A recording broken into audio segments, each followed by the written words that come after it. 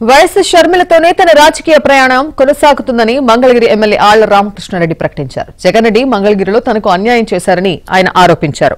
త్వరలో భవిష్యత్ కార్యాచరణ ప్రకటిస్తానన్నారు. నియోజకవర్గానికి నిధులు కేటాయించనందున సొంత డబ్బులు కాంట్రాక్టర్లకు చెల్లించాలని అన్నారు. అభివృద్ధి చేయకుండా ఓటు ఎలా అడగాలని ఆయన ప్రశ్నించారు.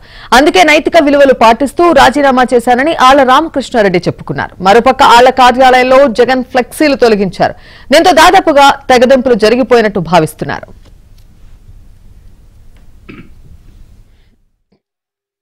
కలిశానండి, నేను కలిశాను. షర్మిలమ్మ గారిని కలిశాను. షర్మిలమ్మ గారు ఇంకా నిర్ణయం తీసుకు జాయిన్ అఫీషియల్ గా జాయిన్ అయిన తర్వాత నేను మళ్ళీ మిమ్మల్ని కలుస్తాను. చెబుతాం నేను ఏదో పార్టీలో చేరిన రోజు నా అభిప్రాయాన్ని ఖచ్చితంగా నిక్కచ్చిగా చెబుతా, ధైర్యంగా చెబుతాను.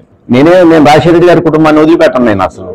నేను రాజశేఖర రెడ్డి గారి మనిషిని, రాజశేఖర రెడ్డి గారి భక్తుడిని, నేను రాజశేఖర రెడ్డి గారి అభిమానిని. నేను చూద్దామండి, ఎందుకంటే నేను ఇంకా ఏ పార్టీలో చేరలేదు అఫీషియల్ గా. నేను చేరాలి అంటే షర్మిలమ్మ గారితో నా రాజకీయ భవిష్యత్తు ముడిపడి ఉంది. షర్మిలమ్మ గారు తీసుకునేటువంటి నిర్ణయానికి అనుగుణంగా నేను నిర్ణయాన్ని తీసుకుంటాను. కాబట్టి ఆ రోజున ఆ పార్టీ తీసుకునే నిర్ణయాలకి అనుగుణంగా నేను పనిచేయాల్సి వస్తుంది. కాబట్టి ఖచ్చితంగా నేను ఆ రోజున ఏ నిర్ణయం తీసుకుంటానో ఆ